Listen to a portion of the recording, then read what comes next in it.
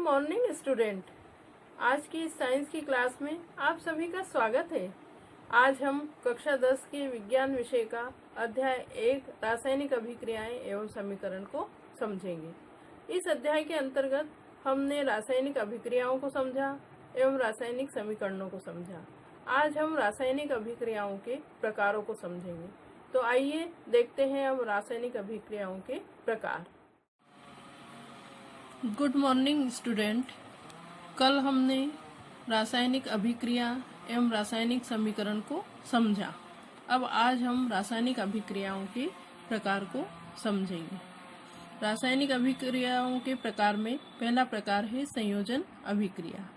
संयोजन अभिक्रिया क्या होती है ये हम देखेंगे।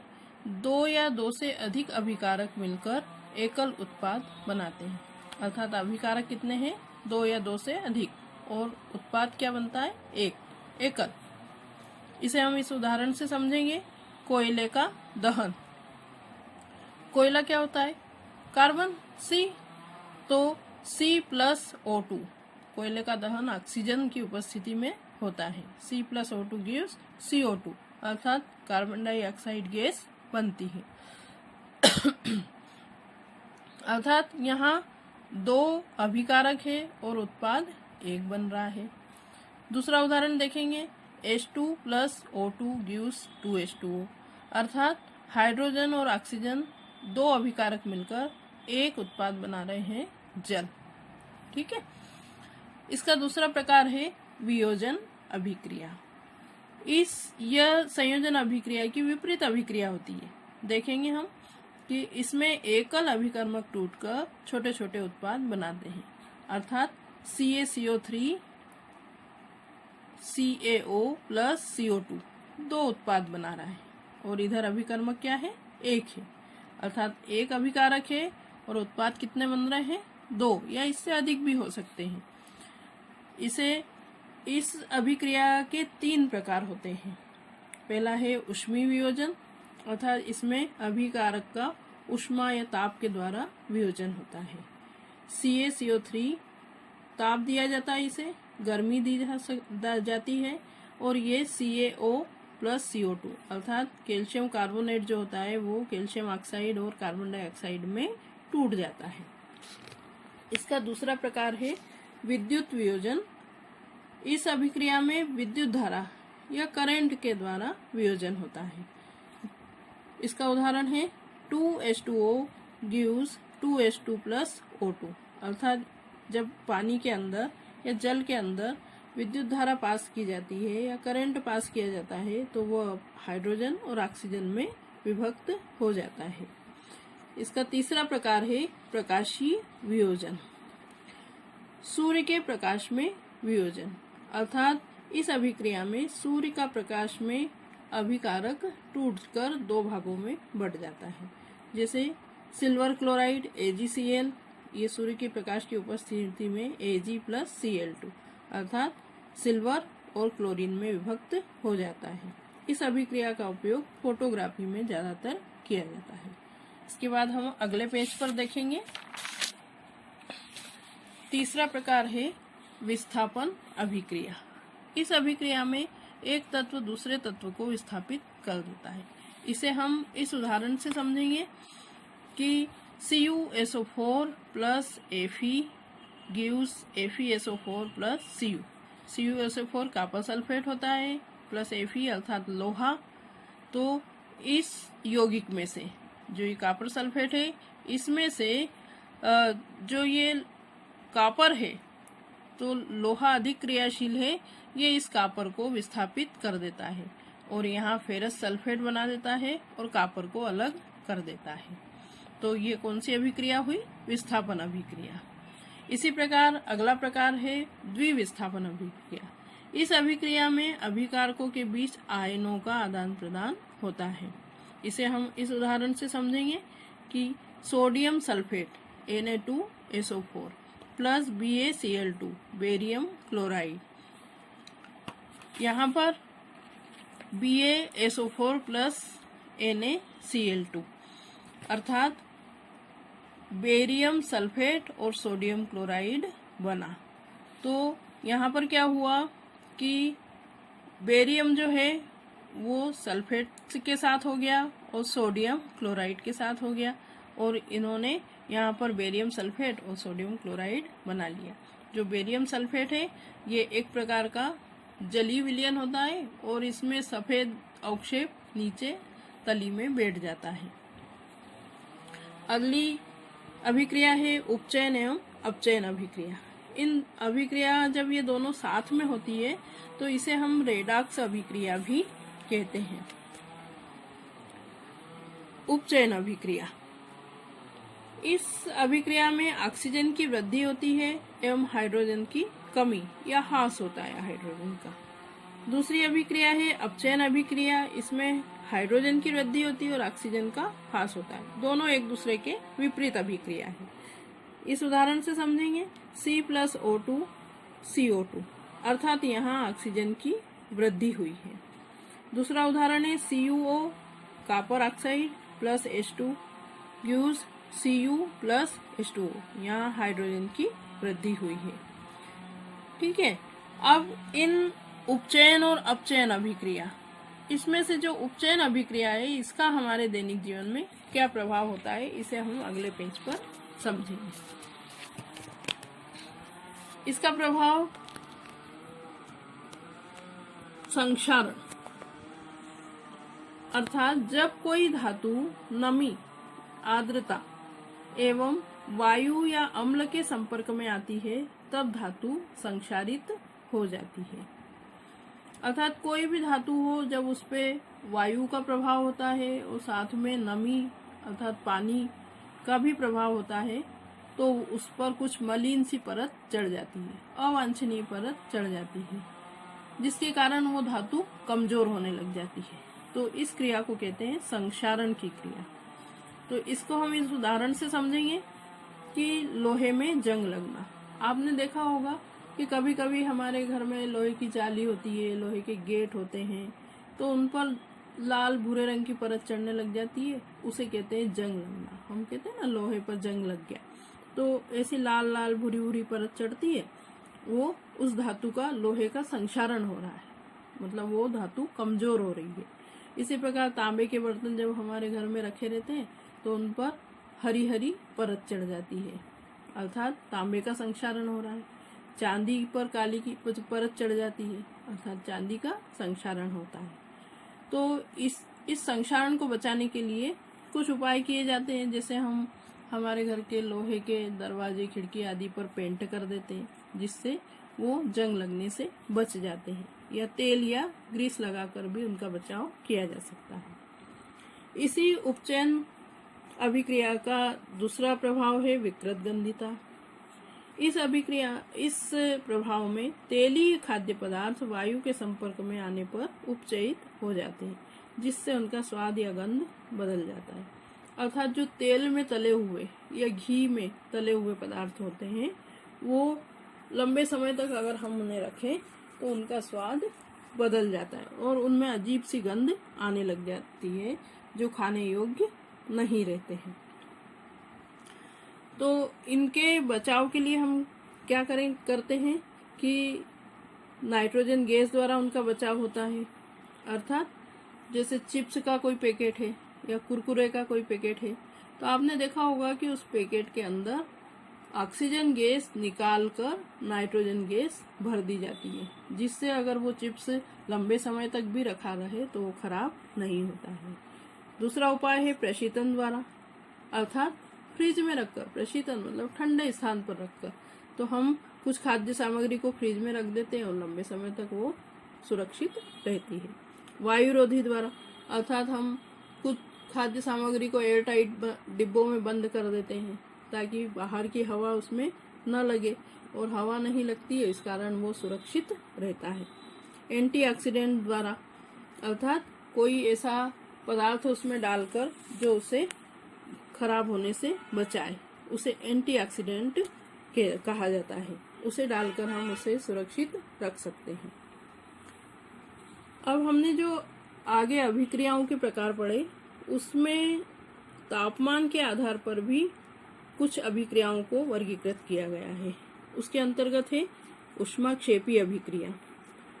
ऊष्माक्षेपी अभिक्रिया जिन अभिक्रियाओं में ऊष्मा का उत्सर्जन होता है वो कौन सी अभिक्रिया कहलाती है? ऊष्माक्षेपी अभिक्रिया। अर्थात ऊष्मा निकलती है। जब ये अभिक्रिया संपन्न होती है तो इसमें ऊष्मा निकलती है। जैसे इसका उदाहरण है CH4 प्लस 2O2। CH4 क्या है? मीथेन गैस है और ये ऑक्सीजन के साथ जलती है, तो CO2 प्लस H2O प्लस ऊष्मा निकलती है इसमें। अर्थात जैसे हम घर में LPG गैस भी जलाते हैं, आपने देखा होगा कि हमारे घर में सिलेंडर आता है गैस का और उसके अंदर एक गैस भरी होती है ना। तो वो गैस जब हम जलाते हैं तो उसमें क्या ऊष्मा निकलती है, गर्मी निकलती है, हीट हमको महसूस होती है, तो ऊष्मा का उत्सर्जन होता है। उस गैस के जलने से ऊष्मा का उत्सर्जन होता है। तो ये कौन सी अभिक्रिया के अंतर्गत है? ऊष्माक्षेपी अभिक्रिया। इसी प्रकार ऊष्मा शोषी अभिक्रिया, ये इसके पूरी विपरीत है। ऊष्मा शोषी अभिक्रिया, जिन अभिक्रिया में ऊष्मा का अवशोषण होता है वे ऊष्मा शोषी अभिक्रिया। जैसे CaCO3 gives CaO plus CO2। अब ये किसकी उपस्थिति में हो रही? ऊष्मा की उपस्थिति में। अर्थात ये कैल्शियम कार्बोनेट है और इसको जब गर्म किया जाता है तो ये कैल्शियम ऑक्साइड और कार्बन डाइऑक्साइड में टूट जाता है। अर्थात ये ऊष्मा की उपस्थिति में होती है, इसके लिए ऊष्मा की आवश्यकता होती है। तो ये कौन सी अभिक्रिया हुई? ऊष्मा शोषी अभिक्रिया। तो इस प्रकार हमने अभिक्रियाओं के प्रकार पढ़े और उपचयन अभिक्रिया के दैनिक जीवन में क्या प्रभाव पड़ते हैं ये हमने समझा। तो आप लोगों को ये सब समझ में आया होगा और इसी के साथ आज हमारा ये पहला पाठ समाप्त होता है। धन्यवाद।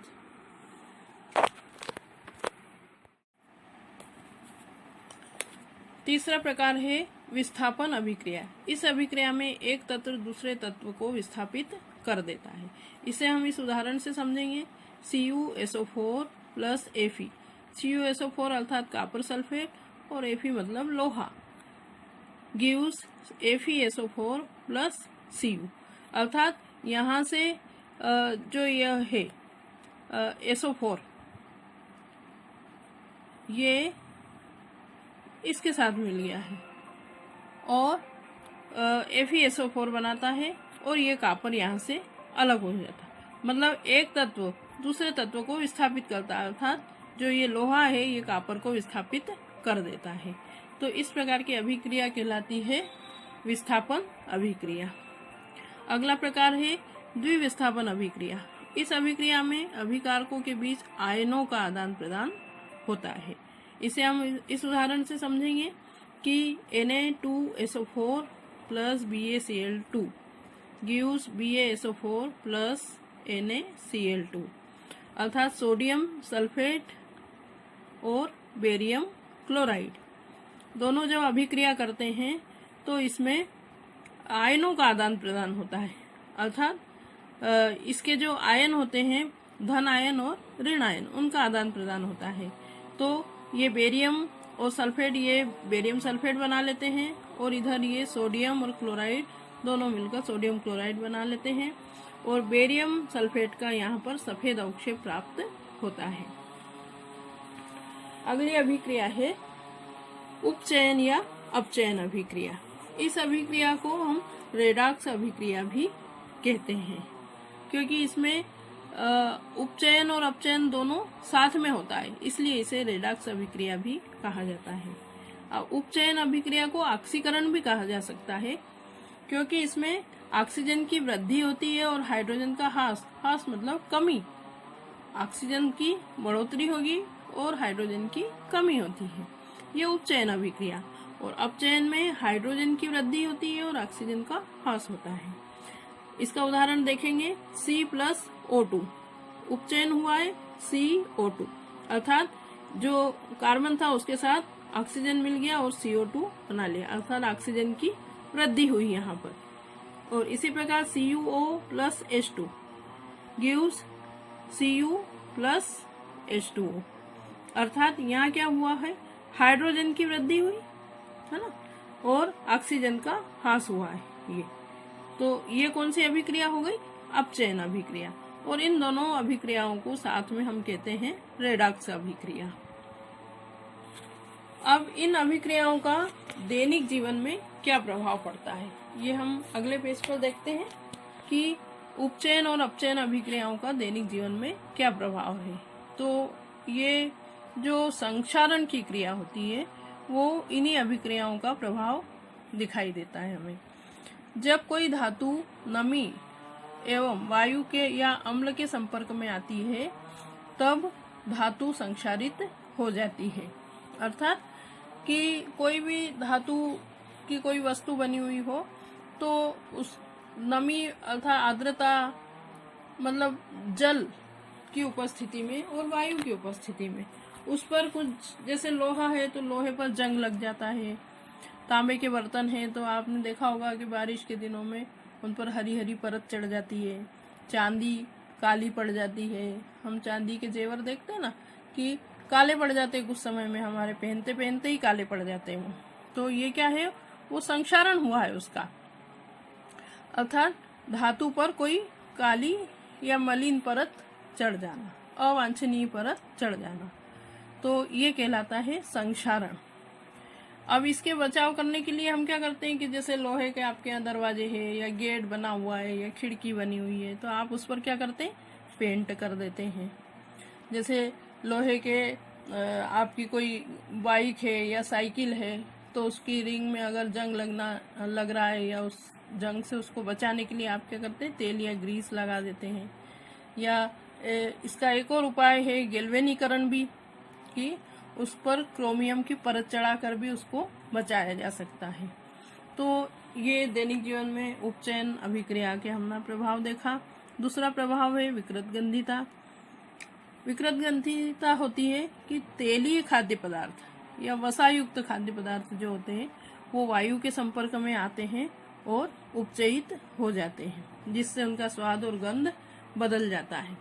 अर्थात जो तेल में तले हुए पदार्थ है ना, या वसायुक्त जिनमें घी आदि का प्रयोग किया गया हो और उनको हम लंबे समय तक अगर रखते हैं तो उनके स्वाद में अंतर आ जाता है और उनकी गंध भी उनमें अजीब सी आने लगती है, जो खाने योग्य नहीं रहते हैं। जैसे आपने देखा होगा कि चिप्स की थैलियाँ आती है, कुरकुरे की थैलियाँ आती है ना, तो चिप्स कई दिनों तक अगर वो पड़े रह जाए तो वो अच्छे नहीं लगते, उनका स्वाद बदल जाता है, उनमें अजीब सी गंध आने लग जाती है। तो इनके इस ये जो क्रिया होती है, इस क्रिया को कहते हैं विकृत ग्रंथिता, है ना। अब इससे बचाने के लिए, मतलब हमारा खाद्य पदार्थ खराब ना हो, तो इसके बचाव के कुछ उपाय हैं कि नाइट्रोजन गैस द्वारा, है ना, कि नाइट्रोजन गैस जैसे चिप्स की थैली है तो उसको लंबे समय तक आपको रखना है तो क्या करते हैं उसको कि उसमें से ऑक्सीजन निकालकर नाइट्रोजन गैस उस पाउच में भर दी जाती है, तो जिससे वो उसके अंदर जो चिप्स भरे हैं या कुरकुरे भरे हैं तो वो खराब ना हो। दूसरा है प्रशीतन द्वारा, अर्थात फ्रिज में रखकर। हम बहुत सारे खाद्य पदार्थ ऐसे जो खराब ना हो इसलिए हम उसको फ्रिज में रख देते हैं, जिससे वो लंबे समय तक चलते हैं। वायुरोधी द्वारा, मतलब जिन बर्तनों में वायु अंदर प्रवेश न कर सके, हम ऐसे बर्तनों का, ऐसे डिब्बों का उपयोग करते हैं। एंटीऑक्सीडेंट द्वारा, अर्थात उन्हें बचाने के लिए हम कोई ऐसा एंटीऑक्सीडेंट उसके अंदर डाल के रख देते हैं ताकि वो खराब न हो। तो ये हमने विकृत गंधिता को समझा। अब हमने जो अभिक्रियाओं के प्रकार पढ़े उसमें अभिक्रियाओं के 2 प्रकार और हैं, ये इनको थोड़ा अलग बताया गया है कि पहला है ऊष्माक्षेपी अभिक्रिया। जिन अभिक्रिया में ऊष्मा का उत्सर्जन होता है वह ऊष्माक्षेपी अभिक्रिया। नाम से ही हमें समझ में आ रहा है, क्षेपी मतलब जिसमें ऊष्मा निकल रही है, वो ऊष्माक्षेपी अभिक्रिया होगी। उत्सर्जन होना, निकलना। तो इसका उदाहरण है CH4 + 2O2 gives CO2 + H2O + ऊष्मा, अर्थात ये मीथेन गैस है। CH4 कौन सी गैस है? मीथेन गैस है। और + 2O2 अर्थात ये ऑक्सीजन गैस है। तो ये क्या बनाती है? कार्बन डाइऑक्साइड और जल बनाती है, और साथ में क्या निकलता है? ऊष्मा निकलती है। ऊष्मा निकलती है, इसी कारण इसे कौन सी अभिक्रिया कहा है? ऊष्माक्षेपी अभिक्रिया। इसी के साथ दूसरा प्रकार है ऊष्मा शोषी अभिक्रिया। जिन अभिक्रियाओं में ऊष्मा का अवशोषण होता है, और ऊपर वाली में क्या हो रहा था, ऊष्मा निकल रही थी, उत्सर्जन हो रहा है, इस अभिक्रिया में ऊष्मा का अवशोषण होता है, मतलब इस अभिक्रिया को ऊष्मा की आवश्यकता होती है। जैसे ये उदाहरण है कि CaCO3, अब इसमें ऊष्मा की आवश्यकता है, ऊष्मा होगी तब ये CaO प्लस CO2 में परिवर्तित होगा। कैल्शियम कार्बोनेट है और इसको जब गर्म किया जाता है या ऊष्मा दी जाती है तो ये कैल्शियम ऑक्साइड में और कार्बन डाइऑक्साइड में परिवर्तित हो जाता है। तो आज हमने ये पाठ 1 कंप्लीट किया है और आप लोगों को सभी अभिक्रियाओं के प्रकार भी समझ में आए होंगे, संक्षारण कैसे होता है और उसके बचाव कैसे किया जाता है ये समझ में आया होगा, विकृत गंधिता क्या है ये समझ में आया होगा, और हमने इसके पहले भी अभिक्रियाएं किसे कहते हैं, रासायनिक समीकरण किसे कहते हैं ये भी पढ़ा है। तो आप सब इसको एक बार रिवीजन करिएगा और धन्यवाद।